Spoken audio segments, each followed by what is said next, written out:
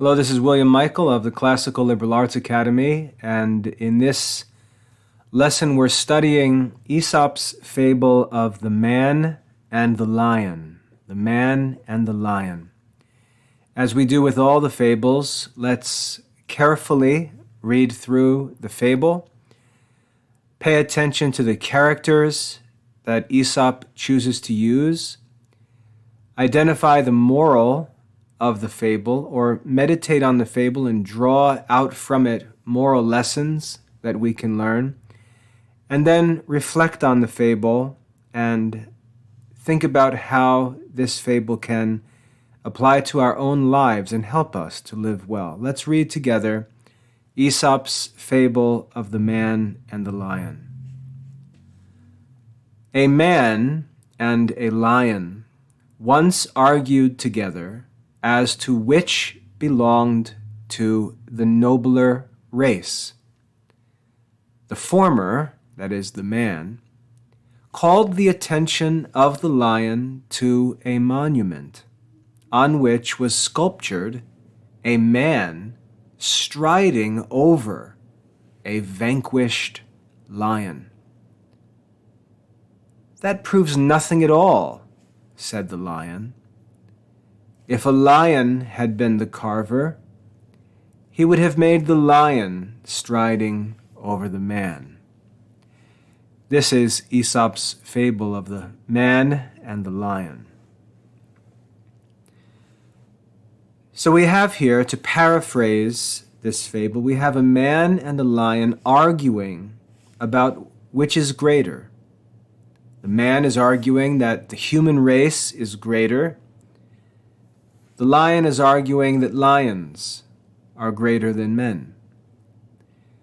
The man points to a sculpture and says, "Look, the sculpture shows a man standing over a lion. Therefore, man is greater than the lion." But this argument doesn't persuade the lion. The lion says that proves nothing at all.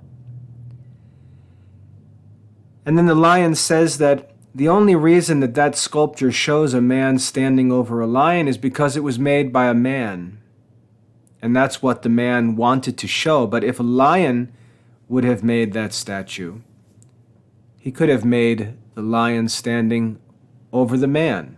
So that proves nothing. Now, there are a number of interesting things to think about here. And we have to remember that fables are intentionally unnatural, right? Obviously, a lion can't speak. So let's just keep that in mind as I make this first point. The discussion is, which is the nobler race? And the man points to a sculpture. Now, what's worth noting, I think, is that only a man can make a sculpture. In fact, only a man can talk. And so the fact that a lion is made to talk in the fable, to be more like man, and we have to do that artificially, suggests that in a number of ways man is greater. Man can speak. Man can produce a sculpture. Man can do artwork. Man can draw and paint, and so on.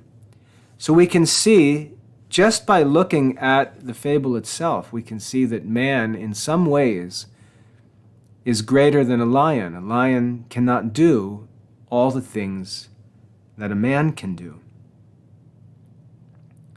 A lion cannot produce a sculpture. And so the lion's response, if the lion had been the carver, well, the problem with that argument is that a lion can't be a carver.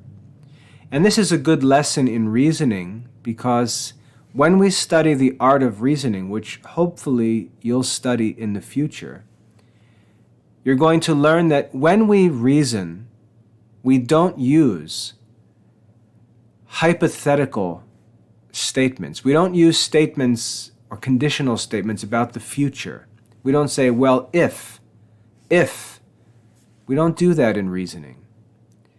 And so when the lion argues and says, if a lion, we can immediately ignore what he's about to say.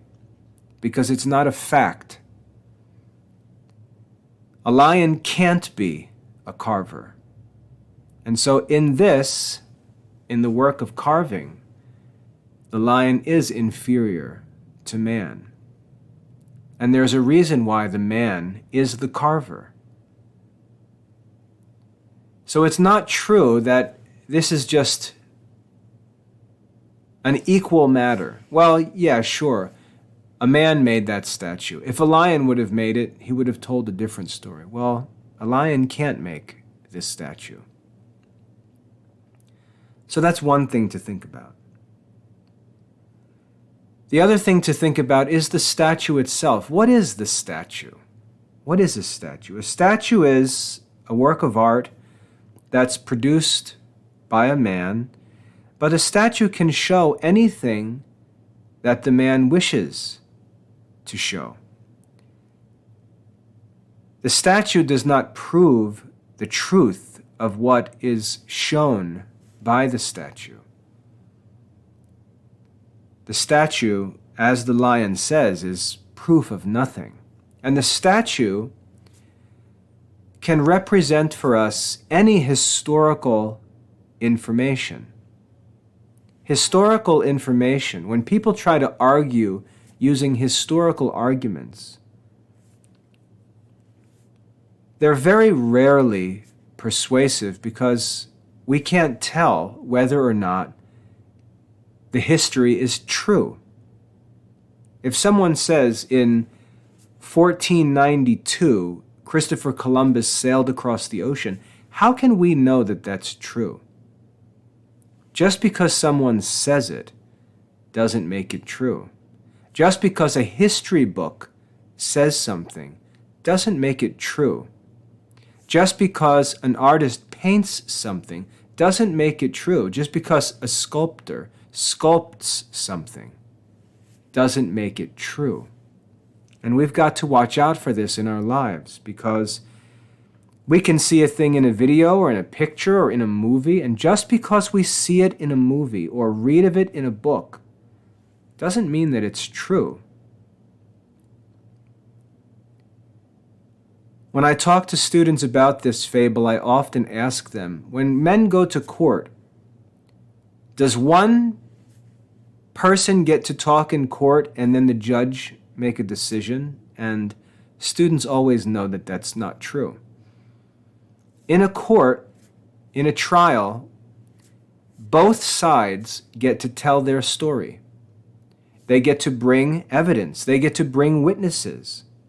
And the judge and the jury will listen to all of the information from all of the witnesses on both sides of the case before any decision is made. They don't simply trust one side of the story. They don't even trust both of the stories, because both of the stories may be inaccurate and the truth may lie somewhere in between them. But the judge and the jury listen to all of the information, and then they seek to make a just judgment. They don't simply accept things to be true because someone says so. They don't even accept that a picture or a video is true unless it's checked out and they find out that it's actually true. So the lion here is right. Just because a man carved a man standing over a lion, that doesn't prove that a lion is not greater than a man. There's one more thing that stands out to me as I read this fable, and it's the fact that these two persons, the man and the lion, are arguing about who's the greater. They're arguing about who's the greater. Now, if they started a fight with each other to test this question or answer this question, who's the greatest, the lion would easily kill the man unless the man had weapons. And so we can see that one thing to think about here is, why stand around arguing when you can settle a dilemma or a dispute in another way. In sports, we say, look at the scoreboard. We'll let the result of the contest tell us who's the greater. We don't have to listen to all of the hype and talk before the game. We let the contest itself tell us who's greater. So they could have just had a fight and found out who the greater was, rather than arguing about it. And so we see sometimes arguing is useless. But the fact that they're not fighting would suggest again that the man is outwitting the lion.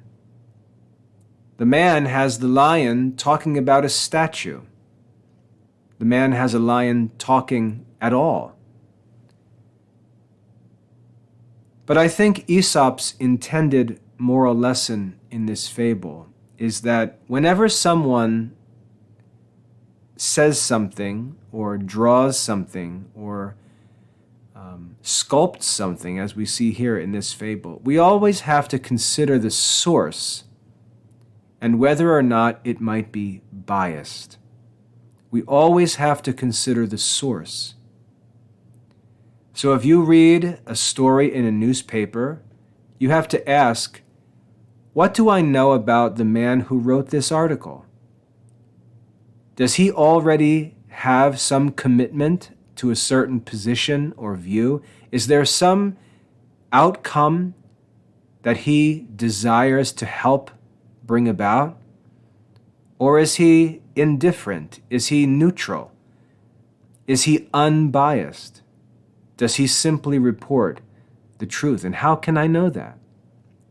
So I think the main moral lesson in this fable, the one that most students usually talk about, is we always have to consider the source of information and ask whether that source is trustworthy or may be twisting the story to try to make it appear favorable for himself or his own position.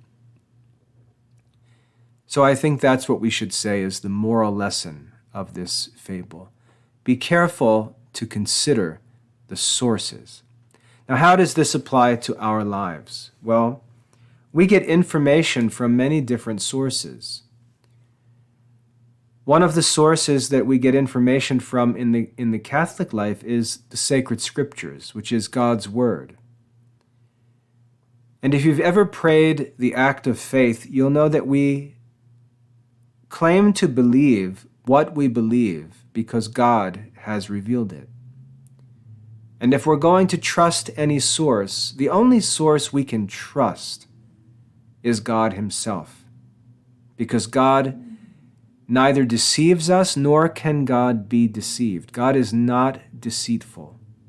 He will never deceive us. We can trust God, and therefore we can trust the Scriptures. In the Scriptures, Jesus promised us that He would build His church and that the Holy Spirit would protect His church and never allow it to fall into error. And so we can also trust the church. We can trust the saints because they've died and are known to be in heaven. We can trust the saints. But outside of these sources, there aren't many whom we can trust. And we don't have to trust. We're allowed to ask for proof. We're allowed to ask for more evidence. We have to be careful to be slow to judge, like a judge in a court case. We have to be careful not to judge before we've heard both sides or before we've heard all sides on an issue. We have to be careful. When you judge before you listen or get all the evidence, that's called prejudice. We have to make sure we're not prejudiced. We don't judge things before we learn all the details about them. And when we do learn details, we have to consider the source and make sure we hear the details from different sides of every issue.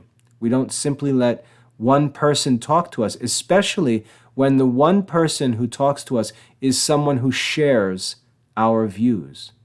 We have to make sure we're listening to the other views as well and make a just judgment. So that's one way that this can help us in our own lives, and I'm sure that you can think of other ways.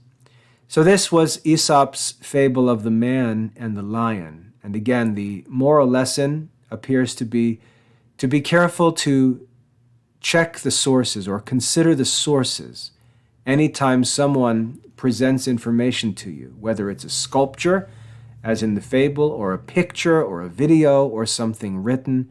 Consider the sources. And as you grow and make decisions in your own life, make sure you're careful to not be biased or prejudiced, but gather all the information. Pray for God to give you wisdom and good judgment, and make an honest and just judgment in every decision that needs to be made. I hope that's helpful. God bless your studies.